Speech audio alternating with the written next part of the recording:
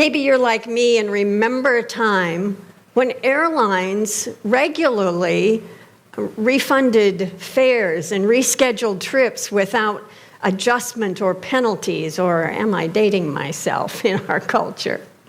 Well, it only took a pandemic to get us back to that state with the airlines. Sometimes, having started on a spiritual path, I felt like I wanted a refund. I wanted a do-over. I wanted to change my destination. Maybe you can relate to that feeling. Two things started my spiritual journey a very long time ago. I happened across the book by Shirley MacLaine, Out on a Limb. And what I read about in metaphysical and mystical experiences in that book were not taught to me in my Presbyterian church when I was growing up. But they were astounding to me and opened my mind to want to know more. And as I began to study metaphysics, well, I began to have life experiences that reflected what I was learning. Probably I just became aware of what I was learning and how it operated in my life. And I had one clear example at one period of my life of one of our main principles, that our thoughts, when we change our changed thoughts lead us to a changed life. And there was a circumstance in my life that bore this out dramatically. This was in my mid-20s, so I was married to my first husband, and we had relocated from Wyoming to the Bay Area in California. And I interviewed for a job at an international corporate regional office, and it sat next to a manufacturing facility for that company. I got hired to be the staff secretary for the corporate lobbyist in California and the time engineers, the industrial engineering team who service the manufacturing facility next door. When I was interviewed by a gentleman named Mr. Marshall Fox, I was totally unnerved. Now, I was confident in my skills. I'd had several years' experience, and I'd had sufficient training, but sitting in this man's office undid me. Now, Mr. Fox was the facilities and operations manager of this whole complex, the sales facility and the manufacturing plant. Mr. Fox was no taller than I am. Lean man, mature. I was in my mid-20s, I said, and he had a rather sharp-featured face. He certainly had an intimidating, stern and rigid manner and carriage, and I was flummoxed. I was surprised when I got the job because I was certain Mr. Fox didn't like me at all. My reaction to him was he seemed to have the appearance bearing out his surname.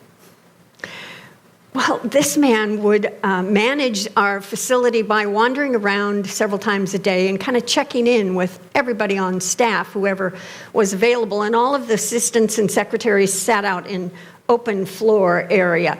And when he came to my desk, just his presence would reduce me to mumbling. So he'd ask me a question and I'd go, and he'd look at me funny and walk away. I can remember he would come into the lunchroom, which was always boisterous and, filled with laughter and chatter as we were having our midday break before going back to our desks. And when Mr. Fox walked in the door, he stilled the place to silence with his presence. His whole game was intimidation of everybody, and his game worked very effectively. He supervised a number of executives and supported a number of executives, the transportation managers, and all of us who were on the secretarial staff. And I noticed when he walked around how he influenced everybody. You may have had these characters in your life, people that intimidated you, or maybe they were challenging or frustrating in some way. You could never quite develop an effective relationship with them for whatever was going on. Maybe they looked a bit like this fellow. You are getting on my last nerve. Yes, Mr. Fox, that was my regular reaction to him. He just got on my last nerve just about daily. And I was a little bit undone by this experience. Now, in the flow of this process, I also happened to be reading a book, and I've long lost the name, the author, probably much of the content, but I remember this chapter. The book was a self-help type, and it had 10 suggestions for how to live a more expanded, powerful, effective life. And, you know, I'm a young woman. I'm trying to make my place in the business world. I am all about these things. Like I say, I'm not sure I retained anything else of this book, but I know about this one principle that the author suggested. When you run up against somebody who's difficult to deal with, find one quality, one characteristic, one piece of their personality or their behavior, how they move in life, something that you can absolutely, truly from your heart, with deep sincerity, appreciate about this individual. Well, when I read that and thought about Mr. Fox, you know, my daily bugaboo gentleman, I wondered what I could appreciate him. And as I thought about that, I realized that his whole manner probably arose from the fact that he was one man with a large responsibility for two separate facilities that were West Coast regional in this corporation. And it was his job to keep everything running smoothly. And I thought about how he did that so very effectively. And what a large responsibility that was. And so for whatever else story we might tell about Mr. Fox, for those reasons, that might contribute to his absolute no-nonsense way of dealing with everybody. Well, when I began to think about that and appreciate that and really be present to that idea, I took on a whole different attitude, kind of slowly, yes, but a whole different attitude about Mr. Fox. And so when I would go in the morning and to work, and if I saw him on my way to my desk, I would greet him with that sense of appreciation. And if he stopped to talk with me, I'd engage for a few minutes of whether it was business related or just friendly chit-chat. I didn't mumble anymore.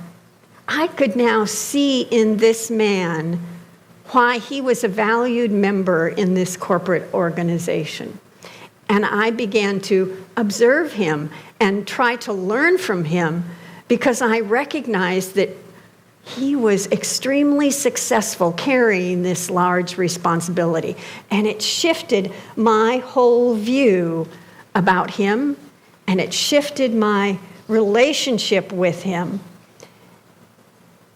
And it made an impression for me about the metaphysics I was also studying, that the power in our life is contained in our ability to shape our thoughts, to change and to affect, and the powerful use of our spoken word to make a difference in our life, to align us more fully with the God of our being, and to not have us floating on the tides of whatever anybody else is doing, saying, or thinking, that we can be centered in the truth of our being and in appreciation for everybody else. It was a powerful and valuable lesson.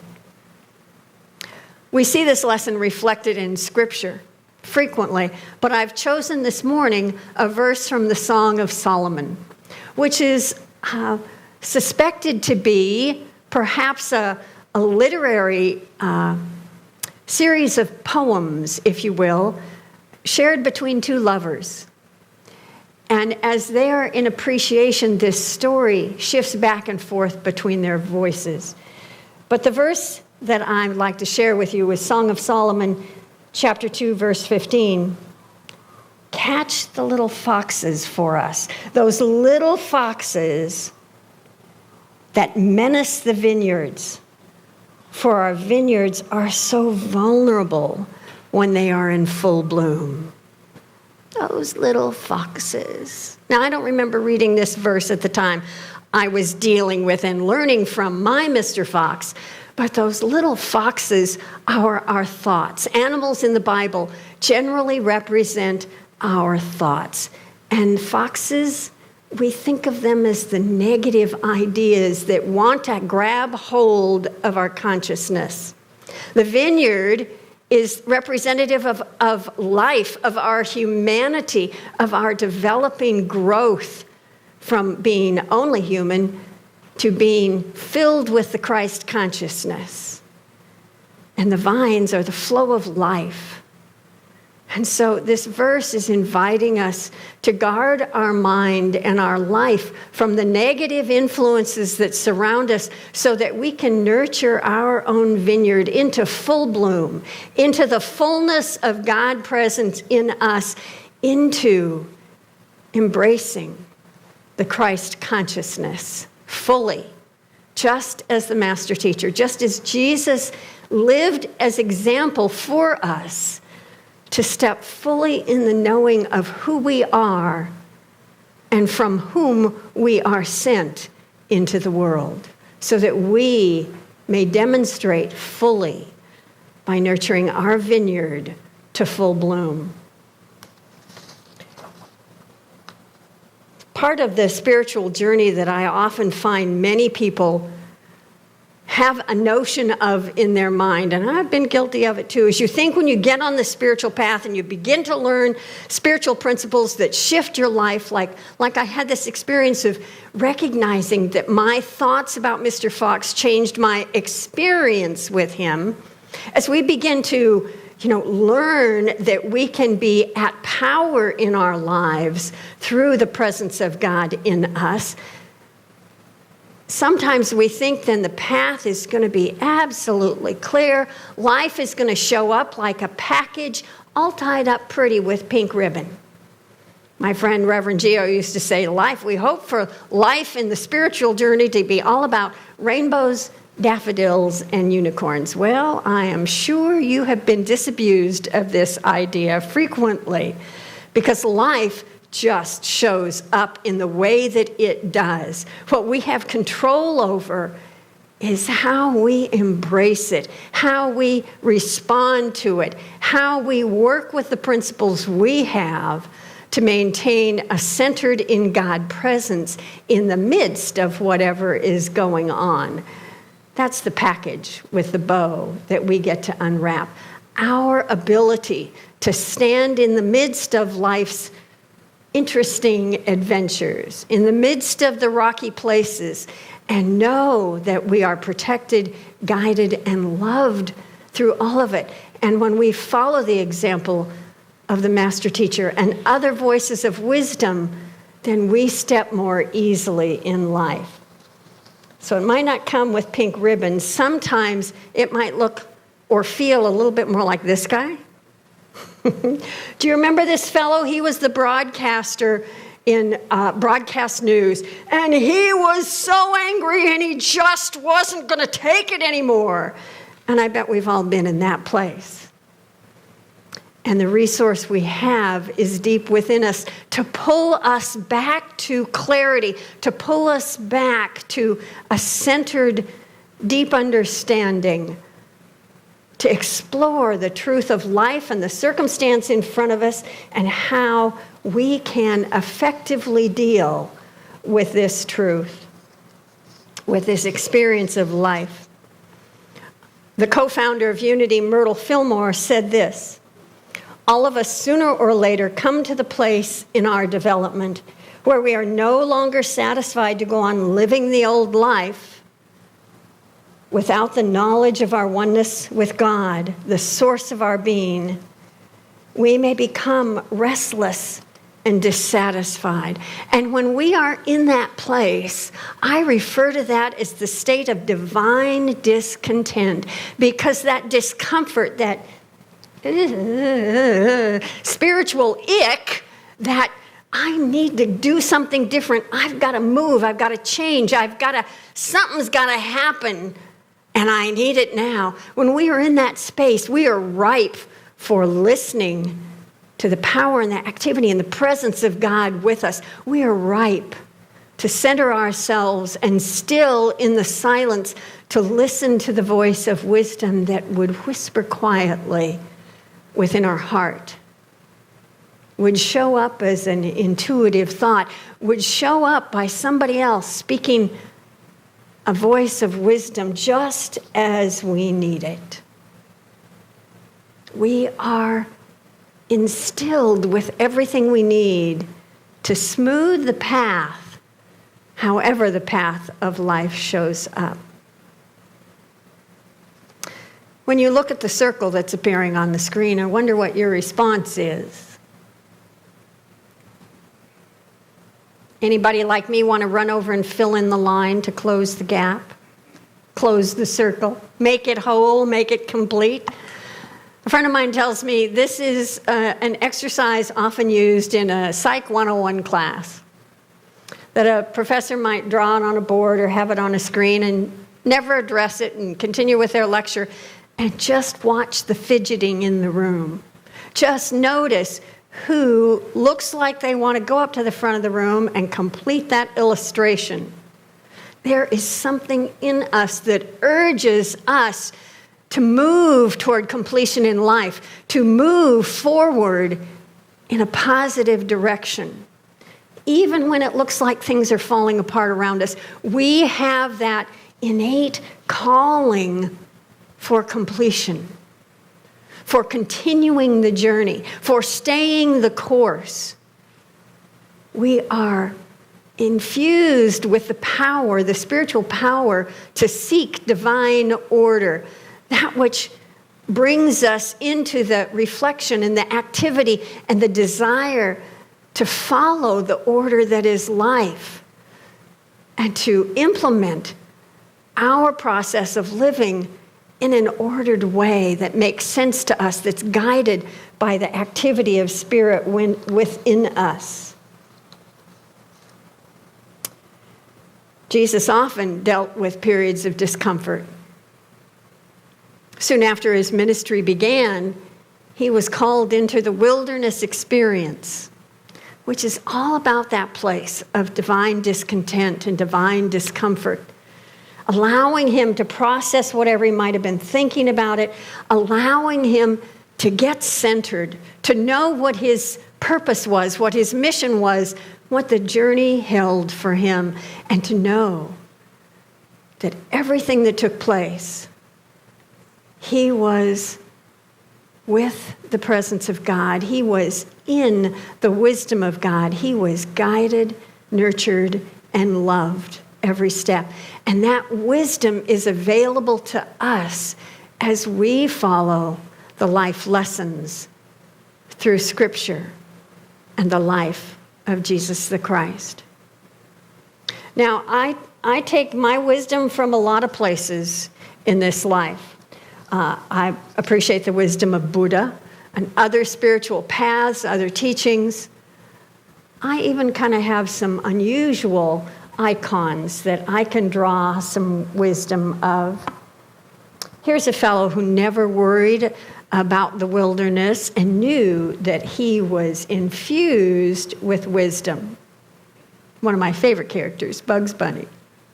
Do you remember the cartoons where often Bugs would be sitting in a lounge chair, eating a carrot or drinking carrot juice maybe, reading a magazine, and along would come the nemesis, Elmer Fudd, with his little shotgun, trying to catch Bugs. And Bugs could outfox Elmer with hardly even thinking about it. Elmer always wanted to get Bugs into a vat of hot water, and at first Bugs would respond like, "Oh, great, it's a spa day." And then he'd wake up and realize that Elmer is trying to undo him, trying to have him for dinner, and we'd be off to the races with the two of those, up to shenanigans and mischief as they sorted out who was going to win at the end of the day. And of course, it was always Bugs, because he was this great Aikido master. You may know the art of Aikido is about using the power of your enemy to make your moves more effective, to take on that energy that comes at you and reverse it and return it to your own advantage. And that's the presence of God within us, making us life Aikido masters in our own living. Whatever comes at us, we have the capacity to draw it to us, reverse that energy, and send it back into the world to our advantage by changing our thoughts, by the power of our spoken word, by listening for that inner wisdom that allows us to engage with life fully, effectively. Kind of like Mr. Fox's wisdom and skill that led him to effective leadership of a large corporate facility. We have all of that available to us. Nothing is missing. There is never a place we can stand where we are not whole in the presence of God. There was a Unity minister named Don Lansky who shared this wisdom. And I'm pretty sure this was written like 30 or 40 years ago. And it sounds like it was written last week. See if you think so. At this time in human history, we are called to a boldness of faith through prayer, meditation, the practices of gratitude and forgiveness, listening and following our inner guidance, and practicing the presence of God in every moment. If you listen to the news and you feel undone by what's taking place here on Oahu right now with the COVID news, if you feel overwhelmed by the political environment in our country, if you are struggling in your own life situation due to any circumstance, it is time to stand firmly in our faith, boldly using our spiritual practices and principles to equip us to face whatever the journey has brought us, even if it's not unicorns and pink ribbons. We are called to that place of wholeness. We are called to know the truth of who we are. And when we stand in that place, and in that holy space, life will have a smoothness to it. Life will have an order. Life will have a centered inner peace, because that's the experience we choose and we seek. We may even get to join Bugs in a lawn chair beside him with a carrot juice or a lemonade, or whatever is refreshing to the spirit, whatever is refreshing to the heart, mind, and the soul of us. We call that to us in every moment. Aloha, my friends. Peace be still. Know that your journey is guided and directed by the presence of God. And so it is.